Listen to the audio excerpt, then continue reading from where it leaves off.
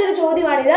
2560 എന്ന് പറയുന്ന ഈ നമ്പറിനെ 2 കൊണ്ട്, 4 കൊണ്ട്, 5 കൊണ്ട്, 10 കൊണ്ട്, 100 കൊണ്ട് ഈ പറഞ്ഞിരിക്കുന്ന നമ്പേഴ്സ് ഒക്കെ കൊണ്ട് ഹരിക്കാൻ പറ്റുമോ? Is it divisible by 2, 4, 10, 5 and 100? അതായത് ആദ്യം നമ്മൾ നോക്കാൻ പോകുന്ന ഈ തന്നിരിക്കുന്ന നമ്പറിനെ 2 കൊണ്ട് ഹരിക്കാൻ പറ്റുമോ എന്നാണ്. 2 കൊണ്ട് ഹരിക്കാൻ പറ്റുമോ നോക്കാൻ വേണ്ടി നിങ്ങൾ ചെയ്യേണ്ടത് ഇത്രയേ ഉള്ളൂ. ഇതിന്റെ അവസാനത്തെ നമ്പർ നിങ്ങൾ എടുക്കണം. 2560. ഇതിൽ അവസാനത്തെ നമ്പർ ആരാണ്? 0 ആണ് അല്ലേ?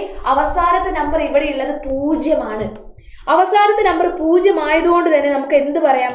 കൃത്യമായിട്ട് പറയാം, ഈ നമ്പറിനെ 2 കൊണ്ട് ഹരിക്കാൻ പറ്റും, ഈ നമ്പറിനെ 5 കൊണ്ട് ഹരിക്കാൻ പറ്റും, ഈ നമ്പറിനെ 10 കൊണ്ട് ഹരിക്കാൻ പറ്റും.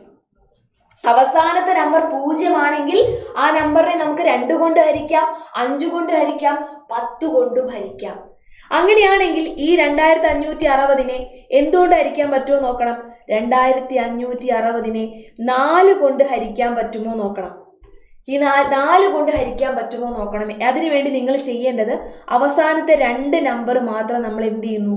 4 കൊണ്ട് ഹരിക്കുന്നു.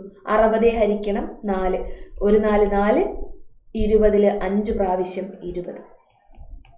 അപ്പൊ ഇവിടെ എന്തായി? കൃത്യമായിട്ട് ഹരിക്കാൻ പറ്റി. അതുകൊണ്ട് ഈ നമ്പറിനെ നമുക്ക് എന്ത് ചെയ്യാം? 4 കൊണ്ട് ഹരിക്കാം.